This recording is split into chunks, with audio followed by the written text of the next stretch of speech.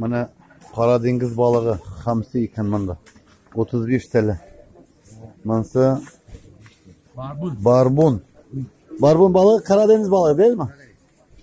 Abi. He. Bu çinekop. Dik motor balıklar maşallah. Şolay. Evet, 50 liralık hamsi balığı. Yerli palamut. Palamut balığı. Rafik bir palamut alıp kızdırsak endi kecha o'zimizga. Palamutlari bek yaxshi buloq atıyor. Deniz çuprası.